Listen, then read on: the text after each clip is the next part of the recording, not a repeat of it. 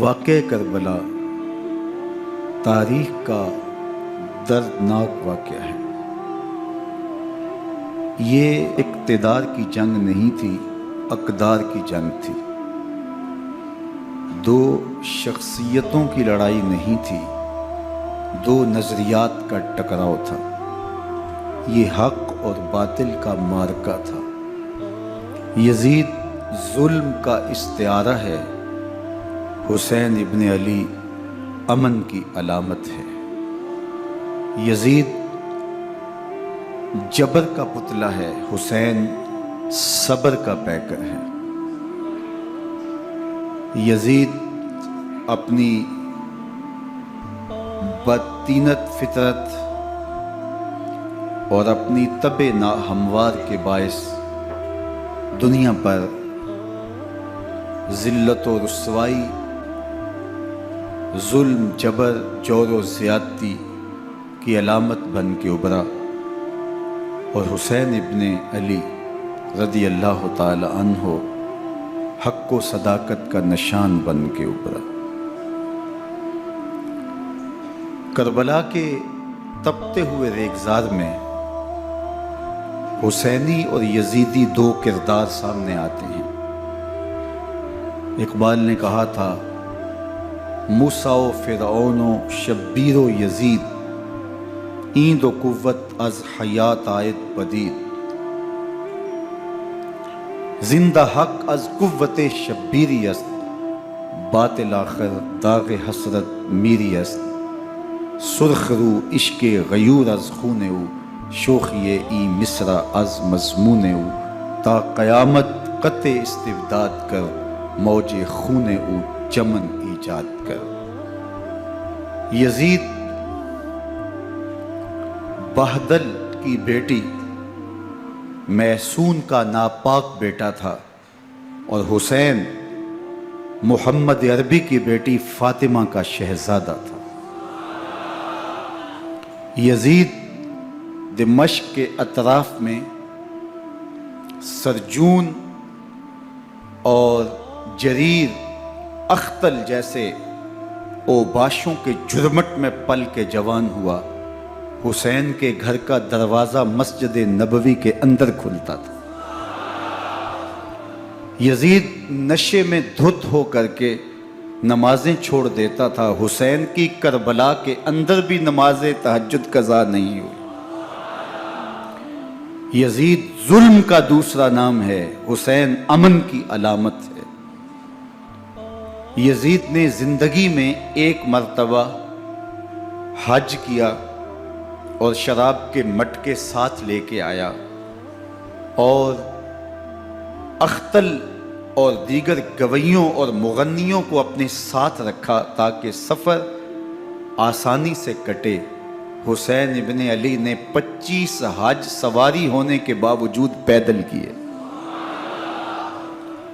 یزید حج بیت اللہ کے بعد مدینہ المنورہ آیا اور شراب کی ایک مجلس بپا کی۔ حضرت امام حسین رضی اللہ تعالی عنہ جب وہاں پہنچے تو شراب کی پھیلی ہوئی بدبو کو محسوس کرتے ہوئے فرمایا، یہ بو کیسی ہے؟ تو نشے میں دھت یزید بولا، یہ شام میں بنتی ہے، اور ایک جام منگوایا اور اس کو پیتے ہوئے دوسرا جام حضرت امام حسین رضی اللہ تعالی عنہ کی طرف بڑھاتے ہوئے کہا، ابا عبداللہ لیجئے۔ تو حضرت امام حسین رضی اللہ تعالی عنہ نے فرمایا، میں اس کی طرف دیکھتا بھی نہیں ہوں، اور پھر وہ عشقی اشعار پڑھنے لگا۔ جب یزید کی شراب نوشی کا منظر امام حسین رضی اللہ تعالی عنہ اپنی آنکھوں سے دیکھ چکے تھے، تو مجھے بتاؤ یزید کے ہاتھ پہ امام حسین کا پاک ہاتھ کیسے آتا؟ حضرت امام حسین رضی اللہ تعالی عنہ جس ماحول میں پلے تھے، جس ماحول میں پرورش پائی تھی، جس ماحول میں رہے تھے، وہ پاکیزہ اور تقدس مآب ماحول تھا۔ اور یزید کبھی اطراف دمشق میں، کبھی غوطہ میں، کبھی الخضرہ محل میں، اور کبھی کہاں داد عیش دیتا رہا اور لہو و لعب کے اندر مصروف رہا، اور اس کی زندگی ان چیزوں سے عبارت تھی۔ وہ محرمات کو حلال قرار دیتا، شراب نوشی اس کی ہڈیوں میں رچی ہوئی تھی، اور شریعت بیضا کا مذاق اڑایا کرتا۔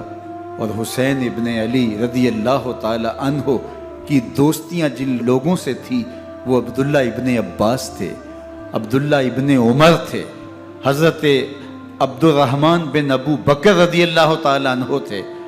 یزید تو جوا کھیلتا رہا، یزید تو قمار بازی کرتا رہا، یزید تو شراب نوشی کرتا رہا، اور حسین ابن علی مسجد نبوی کے ممبر میں حضور کے پہلوؤں میں بیٹھتے رہے۔ زمانے نے وہ منظر دیکھا کہ سرخ رنگ کے جوڑے پہنے ہوئے حسنین کریمین حجرہ فاطمہ سے نکلتے ہیں، کم عمری کی وجہ سے کبھی گرتے ہیں کبھی سنبھلتے ہیں، اور آقا کریم خطبہ ارشاد کر رہے ہیں، خطبہ چھوڑ کے حضور نے شہزادوں کو اٹھا لیا۔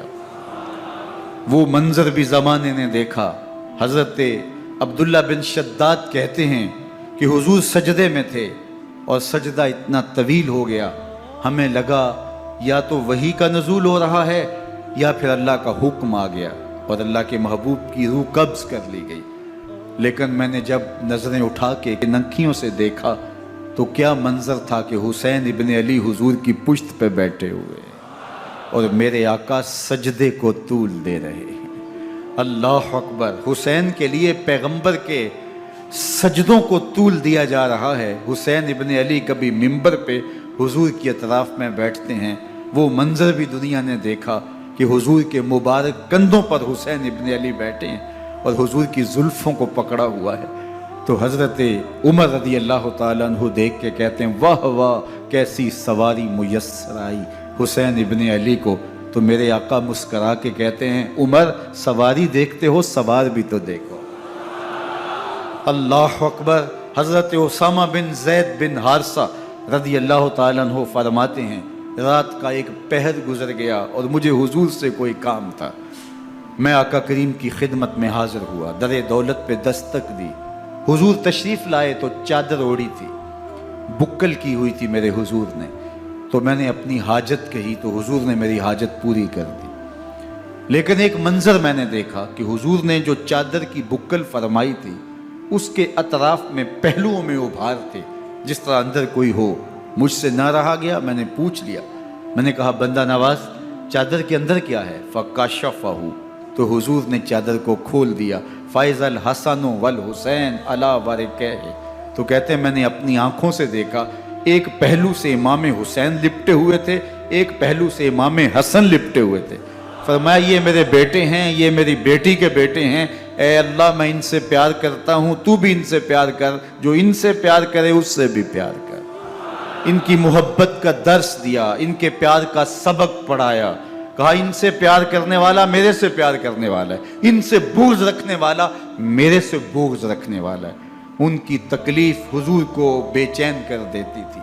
حضرت سیدہ فاطمہ الزہرا رضی اللہ تعالی عنہ کے گھر کے قریب سے گزرے تو حضرت امام حسین کے رونے کی آواز آ رہی تھی، تو آقا کریم علیہ السلام نے فرمایا کہ فاطمہ حسین کو چپ کرواؤ، الا تعلمی ان بقاءہ یوزینی، تو جانتی نہیں حسین کا رونا مجھے دکھ دیتا ہے۔ حسین ابن علی کو حضور رونے نہیں دیتے تھے، ان کو دکھی نہیں ہونے دیتے تھے، کیونکہ رسول اللہ صلی اللہ علیہ وسلم جانتے تھے کہ یہ کتنے دکھ سہے گا، کتنی تکلیفوں سے گزرے گا اور کتنے مصائب سہے گا۔ زمانے نے وہ گھڑیاں بھی دیکھیں کہ حضرت حذیفہ بن یمان رضی اللہ تعالیٰ عنہ فرماتے ہیں کہ میں حضور کی خدمت میں نماز مغرب کی ادائیگی کے لیے حاضر ہوا، اور میں نے یہ اجازت خاص طور پہ اپنی ماں سے اس شرط پہ لی تھی کہ امی آپ مجھے اجازت دیں، میں حضور کی خدمت میں حاضر ہوتا ہوں، مغرب کی نماز بھی ادا کروں گا اور پھر حضور سے عرض کروں گا حضور میرے لیے اور میری ماں کے لیے بخشش کی دعا کر دیجئے۔ ماں نے اس شرط پہ اجازت دے دی اور میں حضور کی خدمت میں آ گیا، نماز مغرب ادا کی، سلام پھرا، تو میرے دل میں آرزو تھی میں حضور سے عرض کروں حضور میرے لیے اور میری ماں کے لیے مغفرت کی بخشش کی دعا کر دیں، لیکن حضور عبادات میں ذکر میں نوافل میں ایسے مشغول ہوئے کہ میں آرزو رکھنے کے باوجود بھی عرض نہ کر سکا۔ خیر نماز عشاء کا وقت ہوا، اذان پکاری گئی، حضور مصلی پہ آئے، نماز پڑھی، سلام پھرا، تو میرے دل میں پھر خیال آیا کہ ماں سے ایک نماز کی چھٹی لی تھی، نمازیں بھی 2 ہو گئیں، ماں نے جاتے پوچھنا ہے حضور سے میرے لیے اور اپنے لیے مغفرت کی، بخشش کی دعا کروائی تھی، تو کیا جواب دوں گا؟ اور حضور اٹھے اور کاشانہ اقدس کی طرف چل دیے۔ اب میرے دل میں یہ خیال رہ کے آ رہا تھا کہ ماں کو کیا جواب دوں گا؟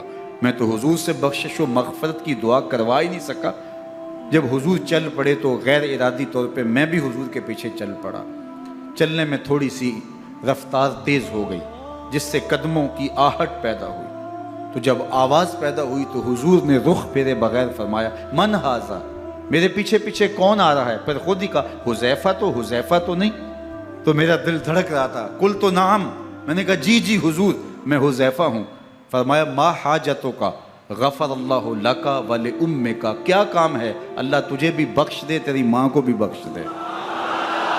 اب جو کام تھا وہ جنبش لب سے پہلے ہی ہو گیا، یہاں تو لفظوں کا سہارا بھی نہیں لینا پڑتا، وہ بند لبوں کی بولیاں بھی سنتے ہیں۔ اقبال بولا ہے، فروغت صبح آثار و دہور، چشم تو بینندائے ما فی الصدور، تیری نظر تو سینوں کے چھپے راز بھی دیکھتی۔